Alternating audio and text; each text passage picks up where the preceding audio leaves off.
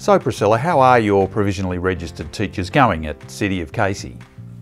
So at the City of Casey, we're definitely navigating some new terrain with our provisionally registered teachers.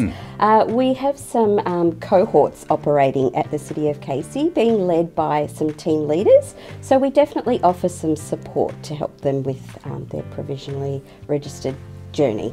And how many groups have gone through the process so far? Yeah, definitely. So far we've had 2 successful groups go through the cohorts. The first cohort we had 4 educators going through. Right. And with the second one we've got a big one with eight provisionally registered teachers going through. Okay, fantastic. Yeah. Let's start with directors and cluster managers. What sort of tips can you give them about going through the inquiry process?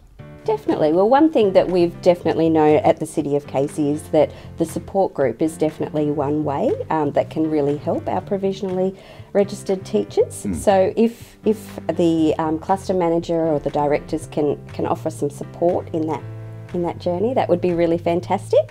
I guess the other big tips are really to show lots of interest in the actual inquiry that the registered teachers are going through. Yeah. Definitely be enthusiastic, ask lots of questions so that they feel as though they're supported along the way as well. Obviously a big tip for us was to be knowledgeable about the process ourselves. So really, navigate the VIT website and really find out what the journey is for the provisionally registered teachers and share the journey with them. Attend forums yourself if possible to help that education along.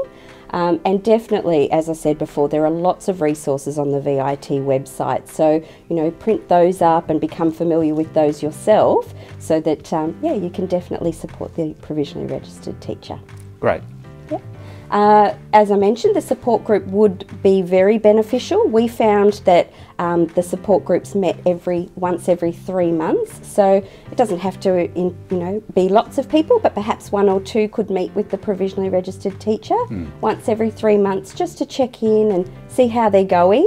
And then of course, choose a passionate educator that could help to be a mentor in that journey as well. So, yeah. Okay, so let's talk about mentors. What sort of tips can you give mentors who are, starting out the process? Definitely. So mentors are a very big part of the journey for provisionally registered teachers. I would highly recommend that they set some goals with their provisionally registered teacher so that you actually have some active things that you're working on together and meet quite regularly. So I would highly recommend that they meet maybe once every month to check in, review the work, if not more frequently. We actually find that a lot of the mentor educators might work alongside or in a room alongside the provisionally registered teacher, and that's always a really great idea because then you can have that balance of looking over your mentor's work and your mentor can support you in your work. So close proximity is something that, if it can be achieved, is highly recommended as well. So as I mentioned, you can always, guide your provisionally registered teacher, but try not to overtake their inquiry because it is their actual inquiry. So I highly recommend that you attend some of the VIT forums, become up to date with the process yourself, and definitely support and guide your provisionally registered educator's journey, not take over. It's very important that they're active contributors to their inquiry themselves. Okay, so now let's think about the provisionally registered teachers themselves. In a general sense, what sort of tips would you give them? Okay, well, just to definitely embark on their inquiry with a really positive mindset. So know that they're going to be achieving something in the next little bit of time and set the time aside to actively work on your inquiry. It should be part of your daily routine with the children so that you're gathering the evidence as you're teaching, so just to make it part of your everyday teaching life. I definitely recommend that you aim for a very authentic inquiry, so see what's going on with your group of children and actively try and align your inquiry with what's going on with your group. So it could perhaps be that you're looking at some behaviour guidance techniques or whatever the topic might be. If you actively align it with what your group is displaying, it actually makes it a really authentic and natural inquiry space to be in.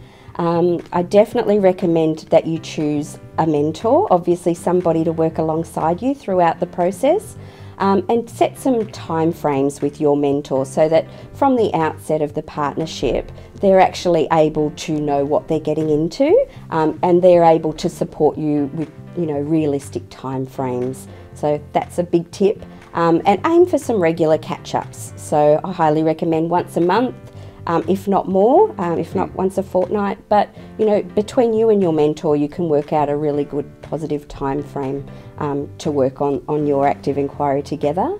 And definitely have a particular aim in mind when you're meeting with your mentor, so that your time together is actually productive and you're moving forward in your inquiry, so that there are concrete actions that you're achieving every time you meet with one another. Great. Okay, so you talked about the importance of proximity. Some early childhood teachers, particularly those in remote areas, might struggle with this. So what sort of advice would you give to people in that situation?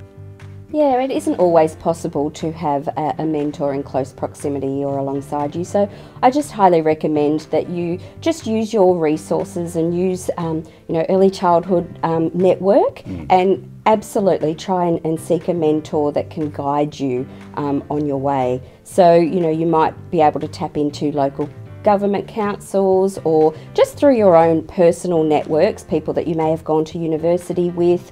Try and get some traction there and see if there's a mentor that is available to help you if you're unable to find one in close proximity. Yeah, great. Let's talk about the process itself, the inquiry process. What are your thoughts on this?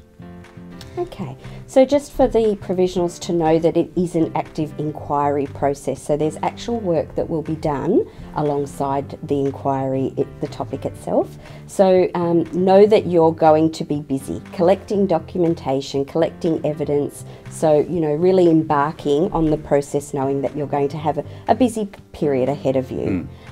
So when you're collecting your data, we really ask you to think about identifying that 6-week period that's going to be of benefit to you. So if you know that you've got a lot of things in the next little bit of time, planning for your 6 weeks to be really a focused time for your VIT. So try not to choose a busy time where there's so much going on. Really thinking that through so that you can really direct your energy into what your focus inquiry is about.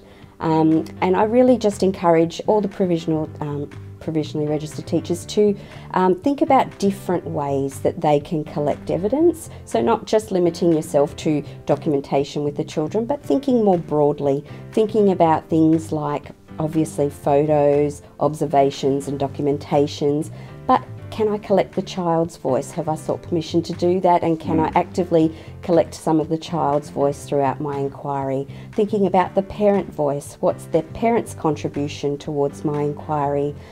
Things like newsletters, articles that you might read, YouTube videos or clips that you might go across. So don't limit yourself to what the evidence should be. Think broadly, because all these things contribute to your active inquiry. Yeah, that's great. Great advice.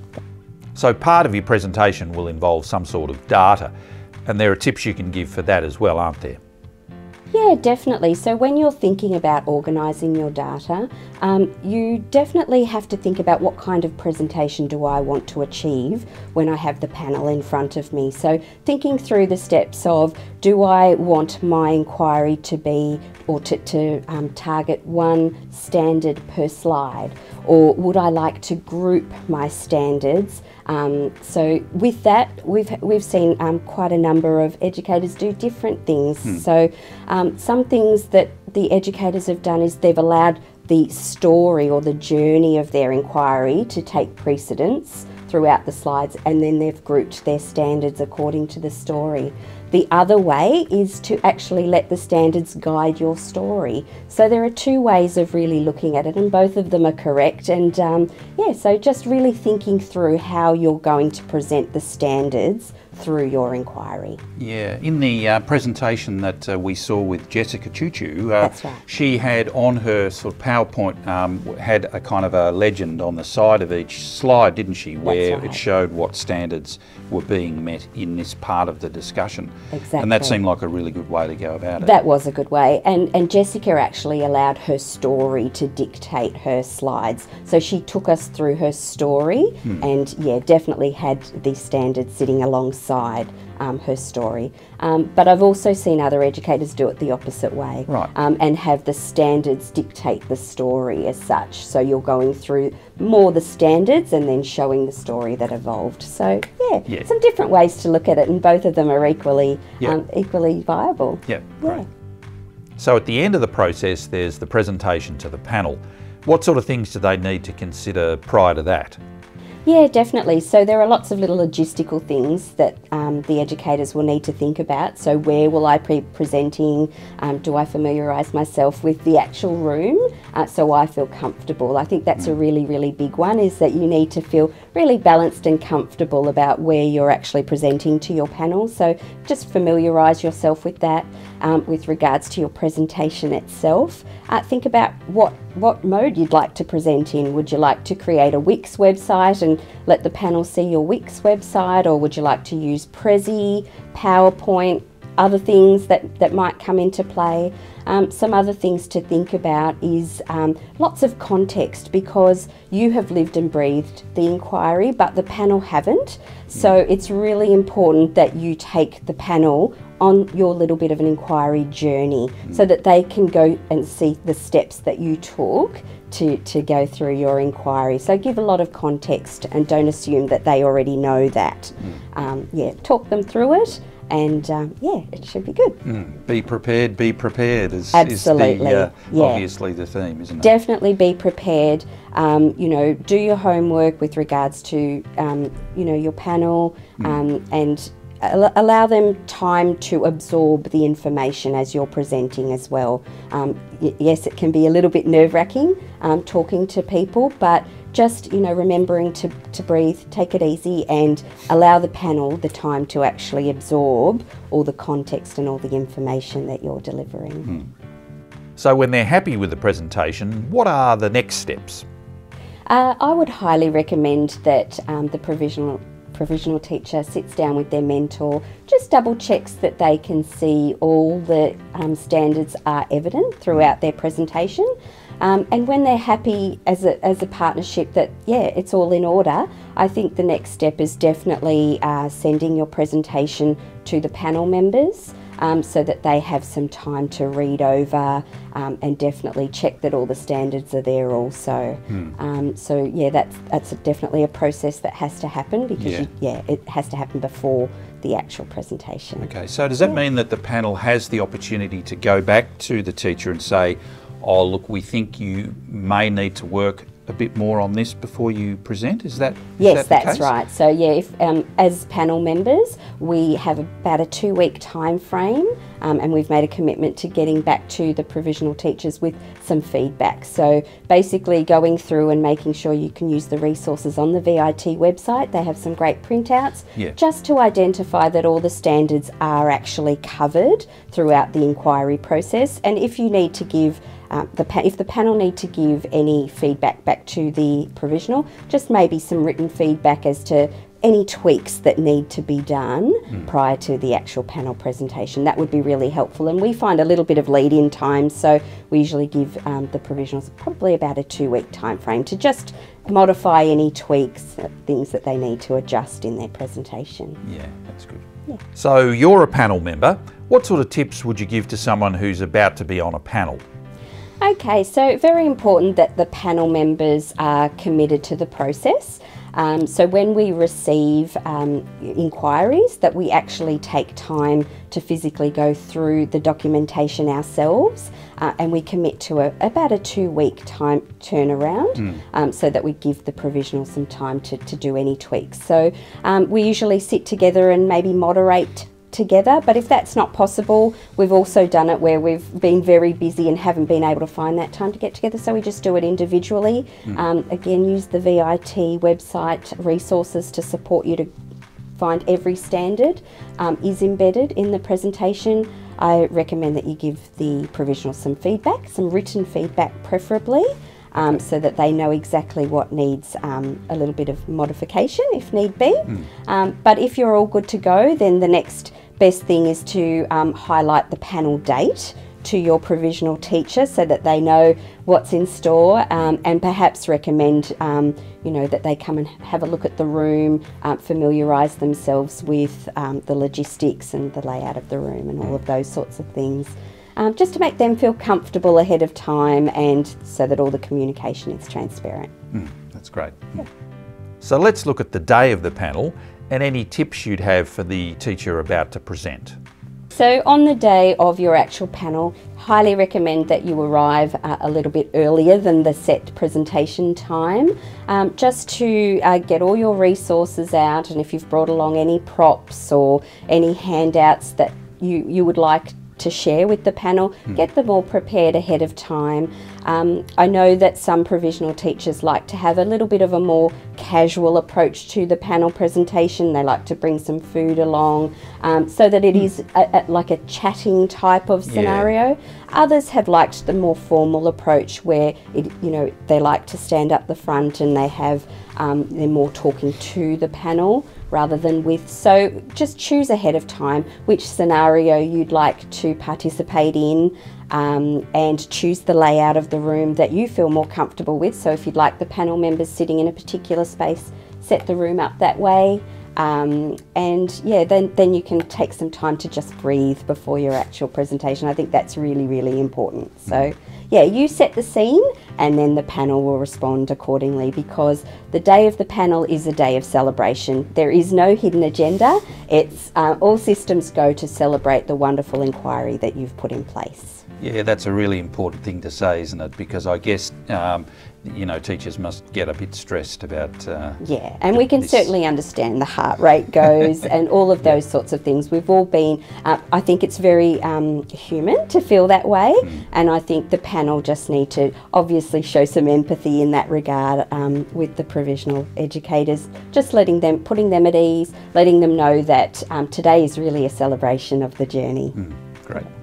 So finally, Priscilla, as an overview, what sort of general advice would you give for a provisionally registered teacher about to commence this process? I definitely think you need to have fun in the process of your active inquiry. I see it as an extension of the work that you already do. It sits alongside all the wonderful work that you're doing with the children in your group. It's just a little bit more focused in the sense of an active inquiry, but you're doing those sorts of documentation collection all the time. So it just adds another layer to that. And I definitely think the process is a really valuable process. All the teachers that I've worked with have mentioned how fantastic it has been, and it really adds to their body of work with their children. They get to know the children on a much deeper level throughout the process. But overall, I encourage them all to have fun, enjoy it, and really celebrate the fact that they've done some really good focused inquiry with the children.